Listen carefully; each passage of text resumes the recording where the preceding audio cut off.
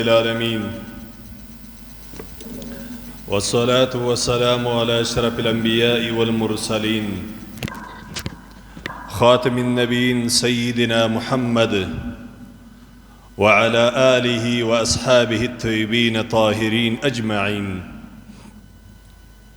أما بعد، فقد قال الله تبارك وتعالى في القرآن المجيد والفرقان الحميد وهو أصدق القائلين: فأعوذ بالله من الشيطان الرجيم، بسم الله الرحمن الرحيم، ففروا إلى الله إني لكم منه نذير مبين.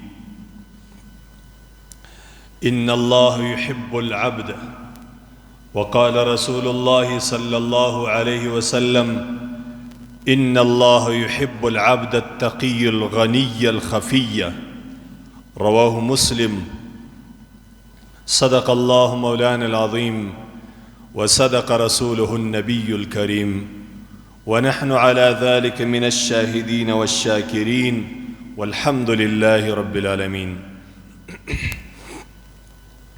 اللهم صل وسلم وبارك على سيدنا ونبينا ومولانا محمد وعلى آل سيدنا ونبينا ومولانا محمد، كما صليت وسلمت وباركت على سيدنا إبراهيم وعلى آل سيدنا إبراهيم إنك حميد مجيد. درنو معزز دوستانو، پدین مینو مؤمنانو ورونو، دا الله جل جلاله و دین تتلل، دا الله و اخوات و روانیدل، دا الله تبارک و تعالی دا حکم شتنه کول، دا دا مؤمن مسلمان ذمواری ده. دا الله دا رسول صلی الله علیه وسلم پر طول زندگی کی رسول الله صلی الله علیه وسلم یو ورځ هم داسې نه ده ورباندې راغلی چې خپلو معززو صحابه کرامو ته د الله و خواته د راتللو د نه یې ویلي، او د هغه دنیوي کارو او یا شیطانی شبهو څخه د ځان د ساتلو دی نه یې ویلي. ځکه په قرآن عظیم شان کې په سورة الذاریات کې الله عز وجل امر کوي: ففروا الى الله، ففروا الى الله انی لکم منه نذیر مبین. د الله رسول صلی الله علیه وسلم و خپل امت ته وایي چې الله تبارک وتعالی و طرف ته راسي، د الله و خواته را روان سي، د الله عز وجل رضا پیدا کړي. دا د دنیا مشکلات، دا د دنیا تکلیفونه، دا د دنیا زحمتونه، دا د دنیا مصیبتونه، دا خامخا پر انسان باندې راځي. دا ځواني، دا قوت او طاقت، دا خامخا پر انسان باندې راځي. خو له دغې ځواني سره لکه څنګه چې په یقین باندې تا ځواني تېره کړل، داسې کمزوري او ضعف او عاجزي او د قوت ختمېدل دا هم یقیني دی او راځي. نو در ټولو بهترین انسان هغه څوک دی چې د الله تبارک وتعالی و طرف ته ولاړي.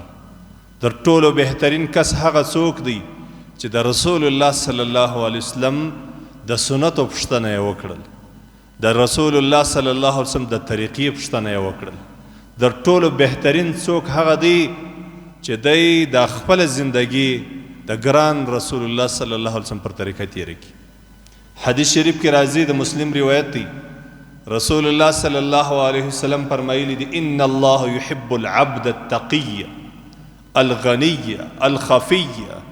الله عز وجل هغه انسان خوښوي چې د الله تبارک وتعالی سبیریږي. د الله سبیره دا ده د خپل زندگی د الله د حکم مطابق تیره کا، د خپل ژوند د الله جل جلاله د رضا مطابق تیر کا. دا د الله سبیره ده. الله عز وجل دغه انسانان خوښوي. الله تقی انسان خوښوي، د الله سبیریدونکی په هر کار کې، په هر زمانه کې، په هر وخت کې، په هر شي کې د ده په مزاج کې دای چې الله به څنګه راضي کم، د الله رضا به څنګه حاصله کم. الله تبارک وتعالی په دغه وخت کې د الله جل جلاله حکم ماته څه دی؟ الغنیه. الله عز وجل هغه انسان خوښوي چې دی غنی نفس وي، د حدیث شریف په شرح کې محدثین لیکي چې د مؤمن مسلمان دپاره لازمه دا ده چې دی په خپل ایمان کې صادق وي، داسې ایمان چې دا د ایمان باید چې پوښلی د الله جل جلاله په احکاماتو باندې او د ټولو محرماتو څخه د ټولو حرامو شیانو څخه یې ځان ساتلی وي. غنی نفس وي انسان، د انسان په مزاج کې دا نه وي دا میلان د خلکو مالو ته، دولتو ته، جایدادو ته. د انسان په مزاج کې باید چې دا شی نه وي، ځکه الله عز وجل غنی نفس انسان خوښوي. یعنی هغه څوک الله خوښوي چې دی د انسانانو د مادیاتو څخه، د انسانانو د جایدادو، مالو، دولتو څخه نشي متاثره. که چیرې یو انسان له دې څخه متاثره سو چې دا د خلک دونه مالونه لري، دونه جایدادونه لري، دونه مارکیټونه لري، دونه دنیا یې د دونه آمدن دی، بیا به د دغه انسان څخه خپل رب جل جلاله یېرسي. بیا به د دې انسان څخه د دغه عظیم نعمت، د عظیم احسان چې الله عز وجل د انسان پیدا کړي او بیا یې مؤمن پیدا کړي، دغه عظیم نعمت به ځینې یېرسي چې زه خو بیخي درپدره یم، زه خو بیخي کمزوره یم، زما سره خو هېڅ شی لا نسته، زه خو هېڅ شی لا نه لرم. نعوذ بالله، نعوذ بالله، نعوذ بالله. وقلیل من عبادی الشکور. الله عز وجل په قرآن عظیم شان کې فرمایي زما په بندگانو کې ډېر کم کسان زما شکر ادا کوونکي دي. یعنی د الله تبارک وتعالی د عظیم نعمت د ایمان، د اسلام، د دین، د مذهب، د عقیده، د دې شکر یې نه کوي ادا. هېڅوک موږ نه ولیدله چې د ټول عمر سیر په دې تورې باندې شکر ویلی چې زه خو انسان الله پیدا کړم، د الله ملک و مال یم، چې الله څنګه غواړي څه را باندې کوي هغه به کېږي. خو الله جل جلاله زه انسان پیدا کړم او په انسانانو کې بیا الله تبارک وتعالی د ایمان څښتن، د ایمان خاوند الله وګرځولم، مؤمن یم. ځکه زما ورونو رسول الله صلی الله علیه وسلم فرمایلی ان الله يحب العبد التقي الغني الخفي. الله عز وجل هغه مؤمن خوښوي چې د الله تبارک وتعالی تابعداري.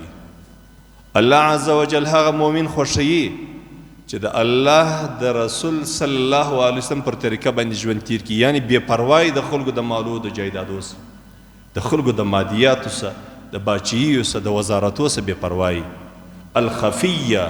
الله عز وجل هغه مؤمن مسلمان خوښوي چې د ده په مزاج کې شهرت نه وي، د ده په طبیعت کې شهرت نه وي، د ده مزاج دا نه غواړي چې کشکې زه دا ټولې دنیا لیدلی وای. د ده په مزاج کې ملنګي، یعنی دا ځان پټول د الله د دین دپاره. ډېرو مجالسو ته سړی نسي ور، ډېرې غټې غټې جلسې یي، ډېر غټ غټ مجلسونه یي، ډېر د دنیا معتبره خلک سره راټولي. خو کله ناکله به ته په دې خاطر باندې نه ورځې چې اسینۍ په یو فتنه کې ولویږم، د دین فتنه، اسینۍ چې زه په دې مجلس کې شامل سم، د دغه مجلس سره زما د ایمان زوال راسي. اسینۍ چې زه د دغه مجلس سره د الله په قهر و غضب باندې اخته نسم. اسینۍ چې د دغه مجلس په کولو باندې الله عز وجل راسه ناراضه نسي. دې ته څوک وایي الخفیه. الله دا انسان خوښوي، دا پټ، دا لرې کېدونکی، دا د خلکو پرېښوونکی، نه ځي په خلکو پسې نه ګرځي، په لویو لویو مجلسو، په لویو وزارتو، په لویو دفترانو، په لویو مجلسو کې یې ناسته نه وي خوښه. په دې خاطر باندې نه، خو دی انسان دی، خو د انسان په طبیعت کې دا ځان ښکاره کول، دا شو شا، دا ځان ښکاره کول، دا د خلکو مجلسو ته ورتلل، دا خو د انسان په طبیعت کې دی، د انسان دا شیان خوښ دي. خو دی یې نه کوي. دی یې ولې نه کوي؟ دی وایي هسې نه یي چې زه دا مجلس ته ورسمه عجب و تکبر راکې پیدا سي. دی وایي زه باید چې نه سم ور دا مجلس ته، په دې خاطر باندې چې هلته له هغه ځایه له ځانه سره بېدیني رانه وړم. دی وایي زیاره زه په دا ډېرو لویو مارکیټو، لویو بازارو باندې نه ګرځم، په دې خاطر باندې چې دا کوچنی ایمان، دا لږ ایمان مې ضایع نه سي. الله عز وجل دې زموږ او ستاسې د ټولو عزت پرده خوندي کړي. حدیث شریف کې راځي رسول الله صلی الله علیه وسلم فرمایلی دي د سیدنا ابي سعید خدری رضی الله عنه روایت قال رجلا ای الناس افضل یا رسول الله، ای د الله رسول بهترین کسان څوک دي؟ د په امت کې د ستا په امت کې بهترین کسان څوک دي؟ د غټي مرتبه والا، د عزت والا، د لوی شان والا، چې د الله خوښ شي، ستا خوښ وي د الله رسول هغه څوک دي؟ بهترین دې ته نه وایي چې ډېرې بنګلې لري. دا په روایتو کې راځي، انشاءالله دا به زه یو ورځ بیا ووایم هغه روایت. صرف یو صحابي مبارک د خپل کور پر چت باندې بل چت جوړ کړي، بالخانه یې جوړه کړه، دویم چت یې جوړ کړي. رسول الله صلی الله علیه وسلم خوښ دا کار، کشکې دې دا کار نه وای کړی. نو دلته چې د رسول الله صلی الله علیه وسلم څخه پوښتنه کیږي، یا رسول الله ای الناس افضل یا رسول الله، ای د الله رسوله بهترین انسان څوک دی؟ رسول الله صلی الله علیه وسلم څه ورته وایي؟ قال مؤمن مجاهد بنفسه وماله في سبيل الله. رسول الله صلی الله علیه وسلم ورته وایي الله جل جلاله هغه مؤمن مسلمان خوښي چې مجاهد وي. مجاهد تا جهاد په خپل مال او په خپل نفس باندې کول، دا د رسول الله صلی الله علیه وسلم در ټولو زیات عبادت دغه عبادت.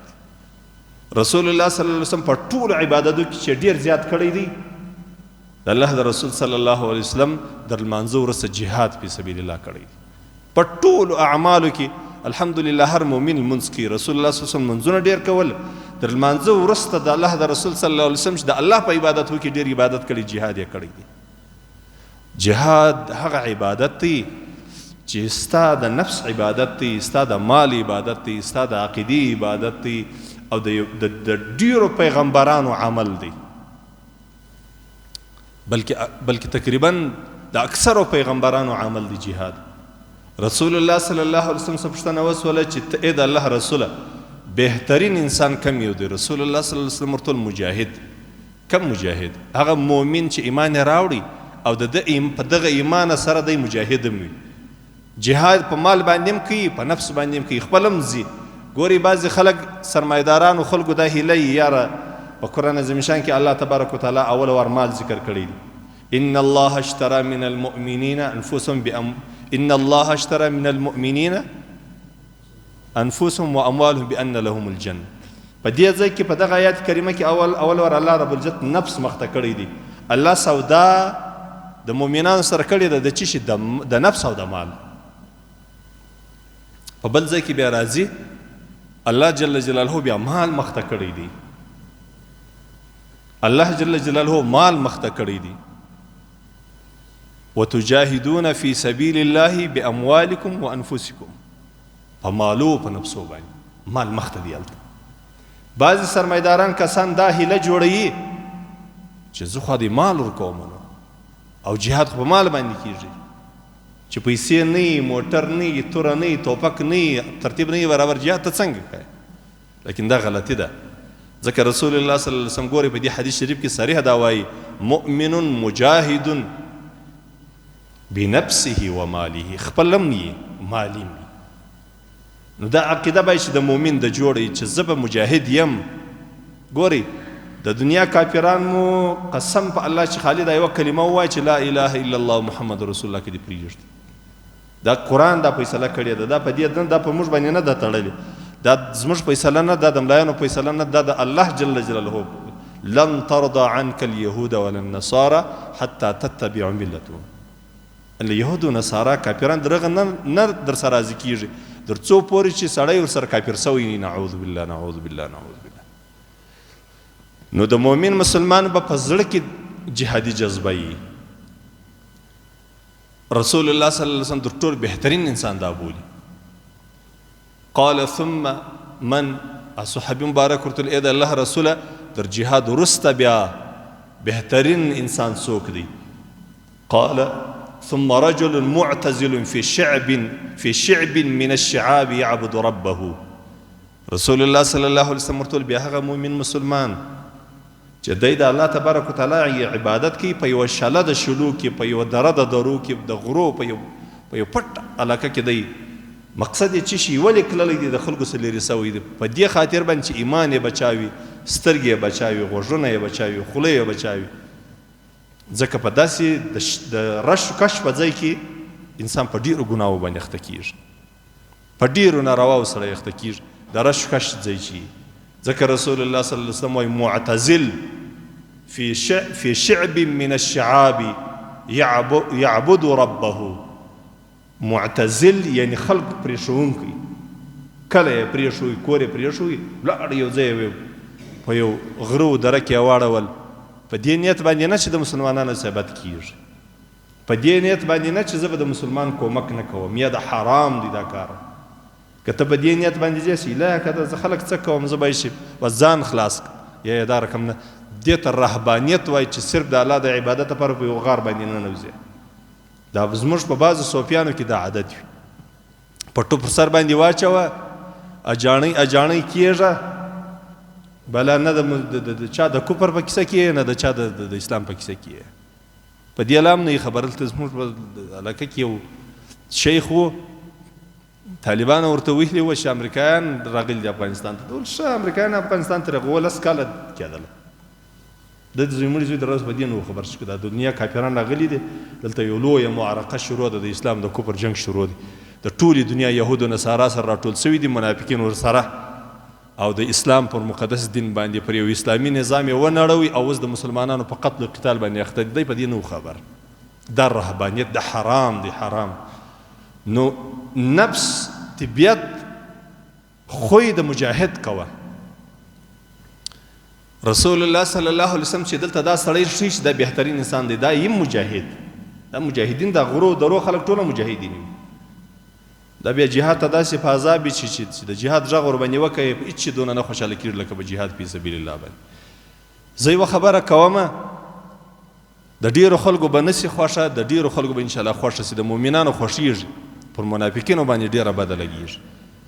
په زړه کې دا اراده وکړي چې زه به مجاهد یم، له نن ورځې به زه مجاهد یم. زه به د مجاهد د مال کومک به هم کوم، په ژبه باندې به هم کومک کوم، او که موقع راته پیدا سو د جهاد د کولو هم کوم. دا اصلي د منافقینو خبرې د جهاد چیرې دی؟ ټوله دنیا د مجاهدینو ډکه ده وروره. دا د منافقینو خبرې د جهاد نسته. ولې نسته؟ ټوله دنیا له مجاهدینو ډکه ده. ته چې په یو غار ننوتلی یې، یا تا دی ماحول ځان ته برابر کړی دی چې ته نه مجاهد پېژنې، نه نر پېژنې، نه ښځه پېژنې، نو ته خو دا خو ستا ملامتي ده وروره. دا په عربي کې دا یو شي ته دا د شپې شي ګرځي، دا یو مرغه نه دی، د شپې شي الوځي. په عربي کې دې ته خفاش وایي، خفاش. او ملا ګل خان خو مرشي ورته وایي و چکلی یې څوک یې چوپرک بولي، و شوپرک هم خلک بولي. دا شوپرک چې دی دا خوارکی وایي لمر نسته، و دا ټوله دنیا ورته وایي چې لمر سته دی، دی وایي نه نه لمر چیرې دی، لمر چیرې و. او ورته داسې یو مخلوق دی د خدای پاک پر دا دنیا باندې راوخیږي. شوپرک وایي لمر نسته، نه نه لمر دی نه مني. اوس د لمر ګناه خو نه ده، دا ګناه خو د ده ده چې دی نه راوځي د لمر په ټیم باندې، د سترګې پټې یي چې لمر ولوېږي د سترګې خلاصې کړي. داسې ده دا بعضې مسلمانانو سره هم دا رقم سوي چې ورته جهاد وایي. جهاد چیرې وکړم؟ کله و جهاد؟ لکه ته دا د دنیا کافران نه وینې، دا پر مسلمانانو ظلمونه نه وینې، دا د مسلمانانو وطنونه چې خرابېږي، دا په زرونو په لکونو خلک چې مهاجر کېږي او کورونه یې نړېږي او شهیدان کېږي، دا ته نه وینې؟ یاره والله ما ته خو نه دی رامعلوم. دا ده څه د جهاد دروازه ورکه ده، نوره هره دروازه ور برابره ده، هر کار باندې ښه پوهېږي. او دا بیا عجبه خبره ده چې الله جل جلاله درې قسمه انسانان دي. یو خالص مؤمنان دي، لکه رسول الله صلی الله علیه وسلم، صحابه کرام، تابعین او تابع تابعین. الحمدلله زموږ معاشره کې هم تقریبا اصل کې 80% دا رقم. یو خالص کافران دي، دا هغه کافران دي کله بخیل د خدای له خدایي انکار کوي، کله خدای مني، یو خاص رسول مني، یو خاص کتاب مني، خو محمد رسول الله نه مني. د محمد رسول الله کتاب نه مني، قرآن نه مني، لکه یهود و نصارا. یو دریم قسم انسانان دي، هغه ته منافقین وایي. دا د منافقینو سلسله چې ده دا بیا دا نفاق بیا دوه قسمه دی. دا خپل نفاق دوه قسمه دی. یو نفاق عملی دی، خدای مني، دا یقین دی چې الله یو دی، واحد لا شریک دی. پر دې هم یقین دی چې دا قرآن د خدای کتاب دی. پر دې هم یقین دی چې دا په قرآن کې څه حکمونه دي، دا ټوله رښتیا دي. او د رسول الله صلی الله علیه وسلم ټوله زندگی رښتیا ده. خو یو شی بل نه په بل شي کمزوري یې دا یې کوي نه، عملی منافق. عملی منافق دې ته وایي چې د جهاد مخالف وي، د مجاهد مخالف وي، په خبرو کې درواغ وایي، په امانت کې خیانت کوي، دا بیا عملی منافقین دي. نو دریم قسم انسانان الله تبارک وتعالی منافقین پیدا کړي، دا عقیدوي منافق الله تبارک وتعالی په بل شي باندې نشي معلومولی، یعنی نه جلا کېږي د مخلص مؤمنانو سره ما سوا د جهاد. منافق اقامت لا هم دی کوي په امام سي، په سب کې به په اول سب کې ولاړي، د خپل مال زکات هم ورکوي، حج هم کوي، روژې هم نیسي، جهاد ته د چا پلار ولاکه بوځي، دې ته منافق وایي. او د رسول الله صلی الله علیه وسلم په زمانه کې چې الله عز وجل منافقین جلا کړي دي، الله رب العزت دا رقم جلا کړي دي. د جهاد موقع براله ولا به رسول الله صلی الله علیه وسلم ته ویل یار اې د الله رسول ته خو ډېر ښه سړی یې، ډېر ښه اخلاق دي، ډېر ښه دین بیانوي، ډېر مخلص یې، دا کار دې نه کولی، دا ځوانان دې په دا کافرانو باندې نه وژلی، دا ښایسته ښایسته ځوانان بوځي، لږې خوا بیا 10-15 شهیدان وي را روانې، دا دنده دې نه کولی، دا شی موږ نه خوښېږي. وروره بس خبرې دې کوی، نورې ته څه کوې چې پسې ورځې، دې ته منافق وایي. رسول الله صلی الله علیه وسلم یې نه کوي معاب. رسول الله صلی الله علیه وسلم ته به کله کله دی ویل ډېر ښه سړی، دا بعضې کارونه دې موږ ته خوند نه راکوي، دا نه ته څه کوې چې بیا دې خلک لېږلي دي پلانکي ځای ته جنګونه دي، تورې دي، غذاوې دي، شهیدان دي، ورور د ځوانانو جنازې پرتې 80 نفره په یو ورځ شهیدان سوي، دا نو ستا کار دې نه کولی. نور ډېر ښه سړی یې، ډېر ښه دین بیانوي، موږ هم درسره ملګري یو، هم چې ته وایې هغه موږ درسره کوو، لیکن دا شی موږ ته خوند نه راکوي. دا جهاد چې دی دا بهترین عمل چې رسول الله صلی الله علیه وسلم بولي، دا په دې خاطر باندې چې په دې کې الله تبارک وتعالی لیمیز الخبیث من الطیب، مردار و پاک الله سره جلا کوي. الله عز وجل د منافق په جهاد باندې جلا کوي. منافق د جهاد لپاره نه تیارېږي. کله به درته وایي یاره دا خو پښتانه سره وژني، کله به درته وایي یاره د دې نه څه فایده وکړه ښه نو دا، او ټول عمر به د کافر صفت درته کوي. حتی زموږ د مؤمنانو ایمان و داسې اندازې ته رسېدلی دی. زه یو وخت یو چا سره ملګری وم، ما ته یې ویل و یاره زما په زړه کې خو دونه نرمي ده، ولا که چرګ لالا لارولی سمه، ما نرم مینه د بې غیرته یې زوی مړې، دا چا وایي دا د زړه نرمي ده، بې غیرته یې. غیرتمن انسان وګوره، دی خبرې وګوره، خلکو ښځې پسونه او غوایي حلالوي، ته زوی مړې چرګ نسي حلالولی، بیا نو د زړه نرمي یې بولي، زما زړه هم ډېر نرم، بین الاقوامي بې غیرته یې ته.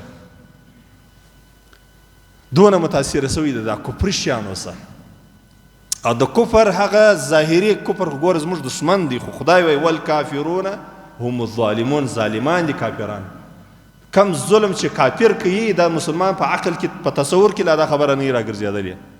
قرآن دا وایي کافران ظالمان دی. وایي یاره داسې رحم دل دي، داسې د حیوانانو سره ښه کوي، داسې د مرغانو سره ښه کوي، داسې د انسانانو سره ښه کوي، دا خبرې به درته کوي. او نور شیان یې نه در یادوي. تاسې خبر یاست دا زموږ او ستاسې د زمانې مطابق د هټلر شپېته لکه یهودیان وژلي دي. څوک دې وایي چې په اسلام کې درته اوسه 15 لکه یهودیان له مسلمانانو وژلي.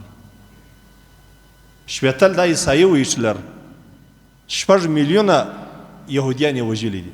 ښه کار خو یې کړی دی، ډېر بهترین کار یې کړی دی، دا نور یې هم ګرده وژلي وای، نن به دا مشکل نه وای په دنیا کې.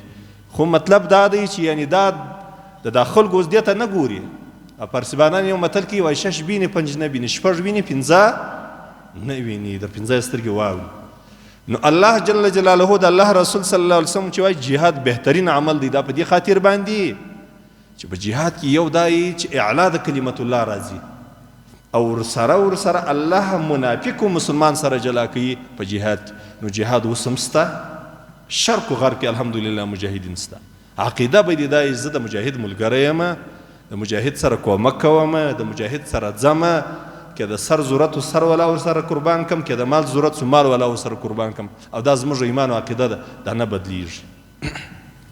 رسول الله صلی الله علیه وسلم وایي، د ابي هريره رضی الله عنه دی روایت، وایي هغه مؤمن مسلمان چې یو غره ته ولاړ سي د الله عبادت کوي، مقصد یې څه شي؟ یتقي الله ويدع الناس من شره، دی د الله عبادت کوي او مقصد یې دی داسې نه چې زما له لاسه یو مسلمان ته تاوان و ضرر ورسېږي. اوس دا کار موږ او تاسې په ښار کې هم کولی شو. که سړی ایمان دی چې زه به مسلمان ته تاوان نه رسوم، که زه لږ له سره تاواني سم سترګې به ورباندې پټې کړم، بس دا کار سړی کولی شي. رسول الله صلی الله علیه وسلم فرمایلی دي يوشك أن يكون خير مال المسلم غنم يتبع بها شغف الجبال ومواقع القطر يفر بدينه من الفتن. ډیره قریبه ده چې د مؤمن مسلمان داسې به د دنیا له فتنو ډکه سي چې د مؤمن مسلمان به در ټولو بهترین مال دی چې دی یو رمګۍ ولري، یو څه پسونه ولري، او دا رمه دی بوځي د غرو علاقو ته، د دشتو علاقو ته داسې وباسي. هلته بس داسې ځای چې هلته د بارانو د اورېدلو چانس ډېر وي او هلته درختې او شینګیا ډېر وي، بس دی د خپل پسونه ګرځوي، په دا پسو باندې ګزاره یې، پسه ځینې خرڅ که ګزاره ځینې وکړي، یو د پسو په شیدو باندې ګزارئ، په دې شیانو یې ګزارئ. مطلب د دې سړي چې شي یفرو بدیني، د خپل دین وتښتوي، د خپل دین له ځانه سره یوسي چې هسې نه دا دین مې ضایع سي په داسې ګډ ماحول کې په ډېر رش کش کې د خلکو څخه متاثره نه سم. د بخاري شریف روایت دی دا رسول الله صلی الله علیه وسلم فرمایي ما بعث الله نبیا الا را الغنم. الله تبارک وتعالی په انبیاو کې هیڅ یو نبی داسې نه دی راستولی چې د دې یو شپنتوب نه یې کړی. هر نبي شپنتوب کړی دی. دا شپن د الله تبارک وتعالی الله د انبیاو ته الله عز وجل یواري موقع د یو چا د خدمت ته ورکي، د یو چا د روزنې، د ساتنې، د حفاظت موقع الله ورکي. الله دا تمرین دی و یو انسان ته، یو پیغمبر ته. نو الله تبارک وتعالی یواري د پسو تمرین په لاس ورکي. دا روزنه ده په دې کې الله تبارک وتعالی دی ولد کی.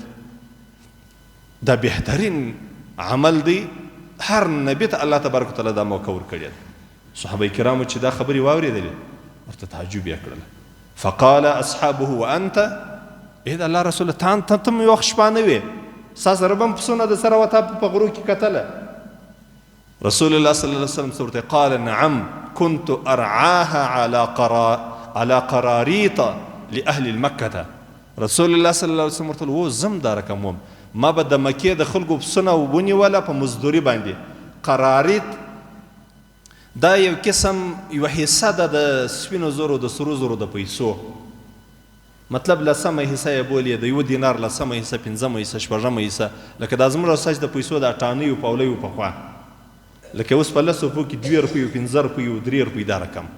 رسول الله صلی الله علیه وسلم ورته وویل وایي ما د مکې د خلکو پسونه بوله به مې کتله به مې په دا غرو کې، د مکې په غرو کې څه قراریت دی راکوله، بیا ماته په مزدوري کې، په دې باندې به ما خپل ځان ساتي.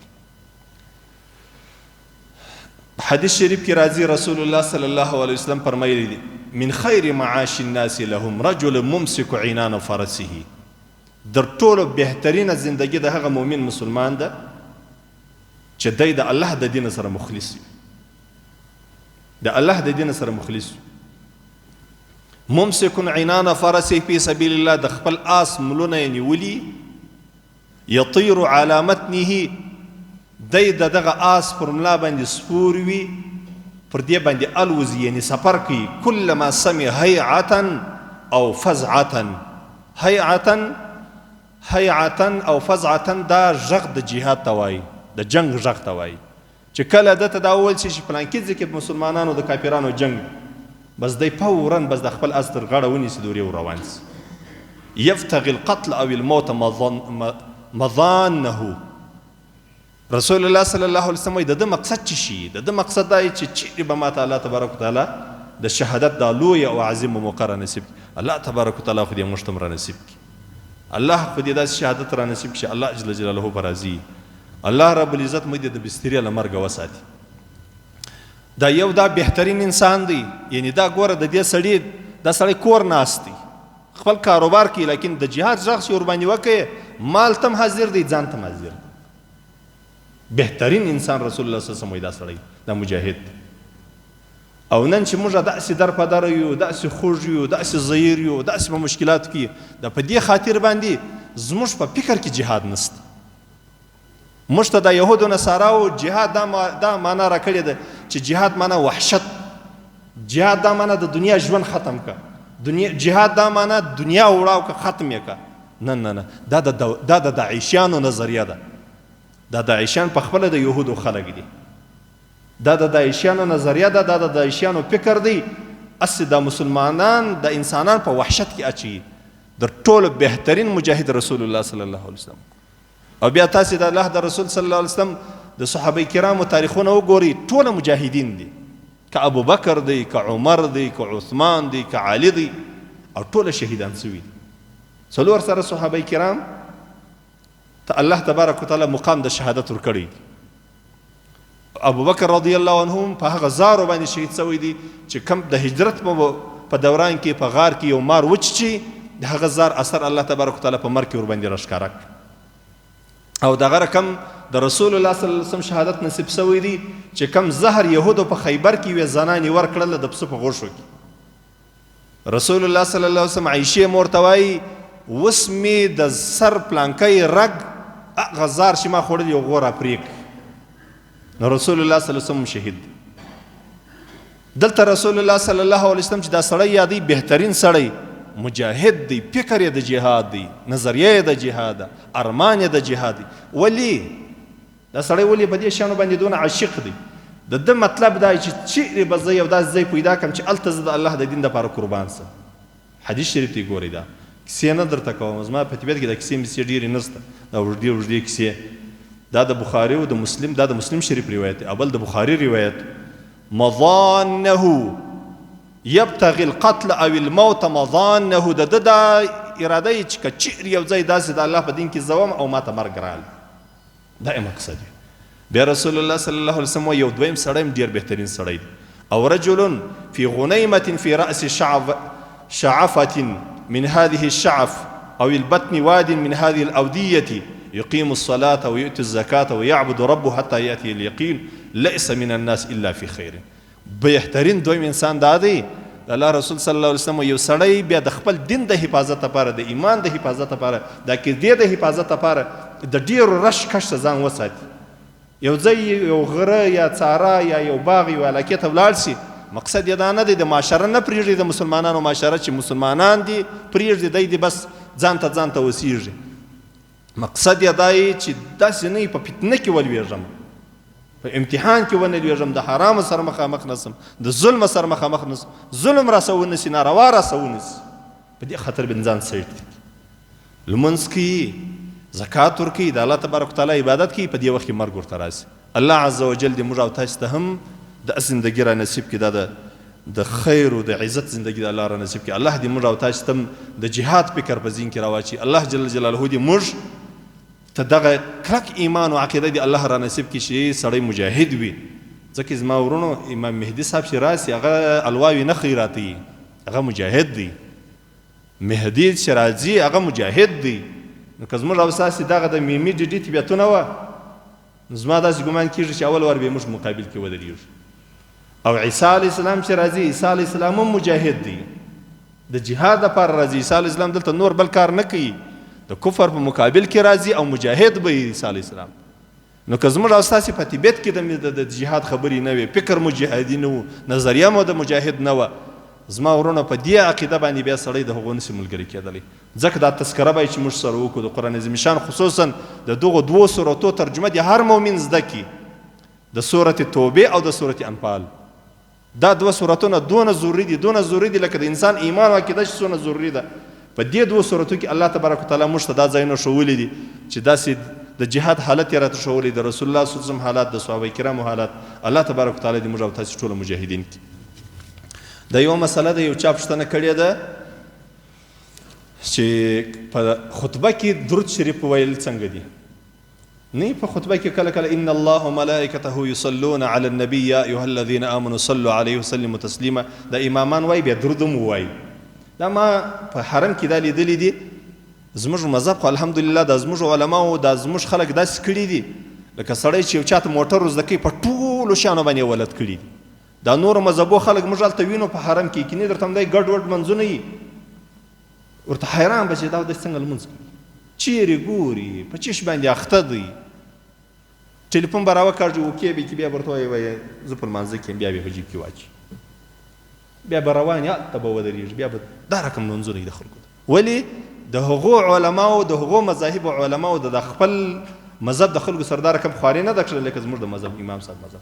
او عجبه بله دا درته وکړم د ټولې دنیا اسلامي حکومتونه چې په کوم ځای کې قانون دی د خپل مذهب مطابق قانون بیا که د دوی په مذهب کې مسله نه وه بیا به فتوا پر چا په مذهب باندې د امام ابو حنیفه رحمت الله تعالی علیه.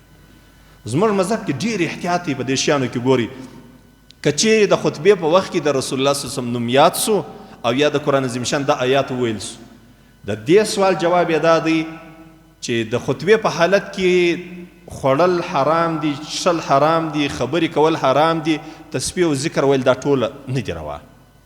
که دا درود شریف آیات وویل سو په دې وخت کې دونه اجازه شته چې په زړه کې یې ووایه، په خوله نه، په زړه کې دا ووایه چې اللهم صل علی محمد وعلى آل محمد، بس دونه اجازه ده. تنویر الابصار سره د دور مختار دویم جلد صفحه 159 مسله راخیستې ده. دغه رقم بحر الرقیق دویم جلد صفحه 148 دا مسله راخیستې ده. نو په خوله یې مه وایاست، په زړه کې ووایاست، پروا نه لري. د دوو سجدو په مابین کې کله کله خلک لاس پورته کړي بیا دعا شروع کړي. ګوري دا طیبه د علماو څخه اورېدلي چې د دوو خطبو په مابین کې چې کومه ناسته ده دا د دعا د قبلېدلو وخت دی، لیکن په خوله یې مه وایاست. تا ته الهي حکم تا ته دا دی، شرعي حکم تا ته دا دی چې ته چوپ سه. بس دا ستا ناسته بهترین عبادت دی. په زړه کې که دا تصور د دغه وکړي چې الله معاف پې کې یو خاص حاجت په زړه کې د الله څه وغواړي، الله د زړو مالک دی، الله رب العزت به ستا دغه ارمان در پوره کړي. مه لاس پورته کوئ، مه په خوله باندې دعا ووایاست. او دغه رقم هلته حرم ته به تاسې ولاړ سئ انشاءالله، الله دې تاسې ټولو ته بار بار حج و عمره در نصیب کړي. په حرم کې به تاسې خلک ووینئ هلته هغه په خطبه کې و اسلام ته دعا کوي، مسلمانانو ته دعا کوي، دی بیا امین په زور آمین آمین آمین. بعضې خلک لاسونو سره پورته، دا شیان به نه کوئ. داسې به ناست یاست لکه د لمانځه اتحیات شي. که چارزانه کښېنئ هم پروا نه لري، خو البته ادب هغه دی چې سړی د لمانځه د اتحیات په شکل باندې ناست او خطبې ته غوږ ونیسي. که دې د درود شریف ویلی موقع یې راله په زړه کې ووایه، که دې د دوو خطبو په مابین کې په ناسته کې دعا کوله په زړه کې یې وکړه. دویمه مسله دا ده چې یو بیادبي دې معاف یوه زنانه د ماهانه ناجوړي چې حیض یې بولي په شرع کې، او یا د ښځې د ولادت ناجوړي چې په شرع کې دې ته نفاس وایي، په دې حالت کې یوه ښځه درود شریف ویلی سي که نه سي ویلی؟ دا سوال سوی دی. جواب دا دی چې کومه ښځه چې په ماهانه ناجوړي کې او یا بیادبي د معاف وي، د نفاس حالت وي، د ولادت ناجوړي وي، او یا یو انسان جنوب سوی وي، دا درو سرو حالاتو کې انسان ته مأثور دعاوې ویل دا روا دي. مأثور دعاوې یعنې رسول الله صلی الله علیه وسلم کومې دعاوې کړي ته دا دعاوې ویلی سي، او دغه رقم درود شریف ویلی سي، تسبیح ویلی سي. بیت الخلا ته ننوځې دا مسنونه دعا د اللهم انی اعوذ بک من الخبث والخبائث دا ویلی سي. په دې کې پروا نه لري. یعنې ښځه چې ماهانه ناجوړي لري یا د ولادت ناجوړي په دغه وخت کې خو لمونځ نه دی ورته روا، دغه رقم د قرآن ویلم نه دی ورته روا، قرآن نسی ویلی. یعنې که چیرې دا ښځه استاذه وه نورو کوچنیانو ته یې قرآن شریف ویلی نیسي ورته ویلی. مسنونې دعاوې ویلی سي، سبحان الله ویلی سي، الله اکبر ویلی سي، درود شریف ویلی سي، اللهم ان ویلی سي، نور د عام اذکار ټوله کولی، صرف قرآن نسی ویلی. څوک؟ حیضداره ښځه او هغه نر چې هغه جنوب د جنابت په حالت کې. او که چیرې انسان جنوب نه و یا ښځه حیضه نه وه یا ښځه په نفاس کې نه وله، په دې حالت کې بې اودسه په یاد قرآن شریف هم ویلی سي. بې اودسه په یاد قرآن شریف هم ویلی سي، یعنې الحمدلله ویلی سي. ستا قرآن شریف تلاوت ته شوق کېږي اودس دې نسته، بس په تسبیحاتو باندې قل والله شریف ووایه، آیت کرسی شریف ووایه، هر څومره چې درته اسانه الله رب العزت یې موږ او تاسو ته د عمل کولو توفیق را نصیب کړي. دا مسله چې ده دا بیا دوري مختار راخستې ده، اول جلد صفحه 293 او دغه رقم دغه مسله فتاوای هندیه علمگیری دې دا مسله راخستې اول جلد صفحه 30. الله رب العزت زموږ او تاسو د خبرې په خپل دربار قبول کړي. الله رب العزت موږ او تاسو ټول دیندار کړي. واخر دعوانا ان الحمد لله رب العالمين.